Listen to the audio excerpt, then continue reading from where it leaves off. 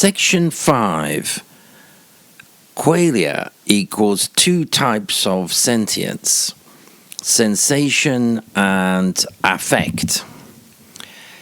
An example of the neurophysiological developments which I have incorporated into the synthesis of Wit and World is the effort by Anthony Damasio to account for qualia.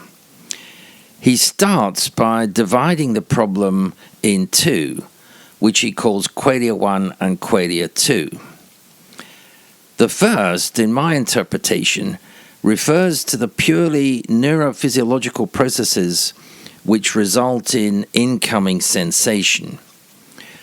Qualia 2, however, could be interpreted as the emotional responses to such basic neurophysiological input. The two components together, Qualia 1 and Qualia 2, produce what Damasio would call a feeling. Qualic feelings therefore consist of two components. First, a simple immediate sensation such as seeing red. This simple experiencing of red arises because our nervous systems, in addition to providing us with the information that something is red, are also able to deliver the experience of seeing red, which is inherent in every red thing. This explains Panksepp's remark that when you first saw the color red, you rapidly came to know all that you would ever know directly about this color. End quote. Qualia and emotion, always together. At one point in his discussion of the origin of qualia, Damasio actually asks, why should physical neurochemical events feel like something? His answer is that qualia are always accompanied by emotions and feelings. Quote, no set of conscious images of any kind on any topic ever fails to be accompanied by an obedient choir of emotions and consequent feelings. End quote. These affects produce, quote, some shade of pleasure or its absence, some shade of pain or discomfort, well-being or lack thereof, end quote. He uses the example of watching dawn over the Pacific Ocean. He says that, I am not just seeing, I am also emoting to this majestic beauty and feeling a whole array of physiological changes that translate into a quiet state of well-being. This is happening through no deliberation of mine. I have no power to prevent the feelings, any more than I had any power to initiate them.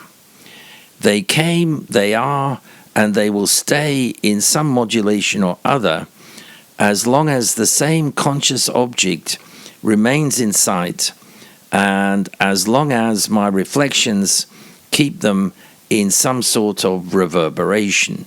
End quote. Damasio's account of qualic feelings is, however, more modest than my Whittamist version, in the sense that only Qualia 2 would feel like something, namely like the affective reaction that they produce.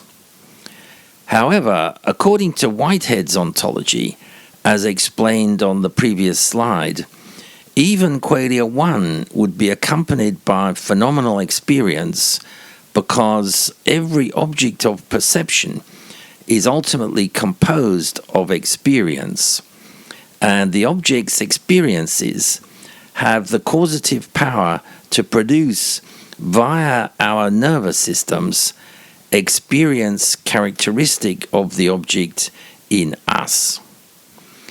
The second, affective evaluation of this sensation, however, is a product of each person's life history.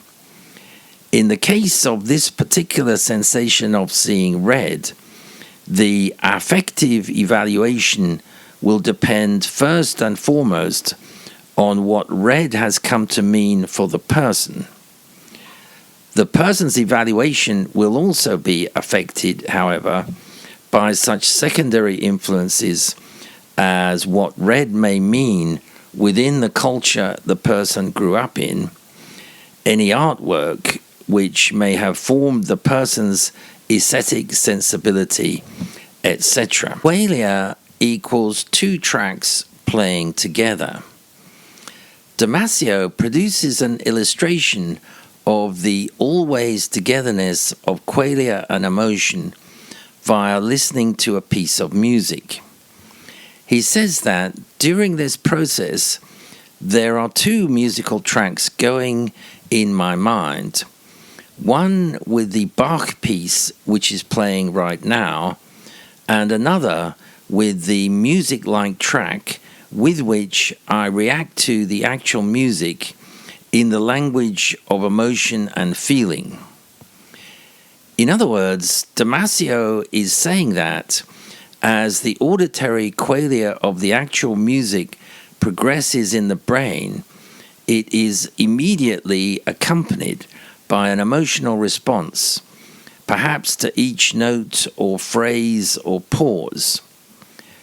Damasio calls this music on music and suggests that perhaps polyphonic music was inspired by an intuition of this accumulation of parallel musical lines in one's mind. End quote. Qualia and affect. I'm suggesting that this dual composition of qualia, combining sensation and evaluative affectual responses to it, has the function of selecting out of the constant sensory input what's really important for the organism. This functions on several levels of sensation. This would include, for example, the following three levels. 1. The internal drives arising from homeostasis or seeking in Panksepp's sense, e.g., hunger and sex, boredom, stress, curiosity, etc. 2. All sensory input with sufficient causal efficacy, as per Whitehead's ontology, at the boundary of the organism, brackets, what's happening to me, e.g., feeling cold, being bitten by a mosquito, by being hit by a rock, etc. And 3, even distance perceptions, which are accompanied by high-impact affect, e.g., seeing one's spouse having sex with someone else, hearing of the death of a close relative, can trigger this function of selecting what perceptions are important. No qualia without emotion. As confirmation of this always togetherness of qualia and emotion, Damasio identifies a small range of real-life situations where the expectable emotional response to qualia may be reduced or even fail to materialize. Quote, the most benign would come from the effect of any drug capable of shutting down emotional responsivity. Think of a tranquilizer like Valium, an antidepressant like Prozac, or even a B blocker such as propanolol, all of which, given enough dosage, dampen one's ability to respond emotionally and consequently to experience emotional feelings. Emotional feelings also fail to materialize in a common pathological situation, depression, in which aspects of positive feeling are notoriously absent, and in which even negative feelings, such as sadness, may be dampened so severely that the result is an affectively blunted state, end quote.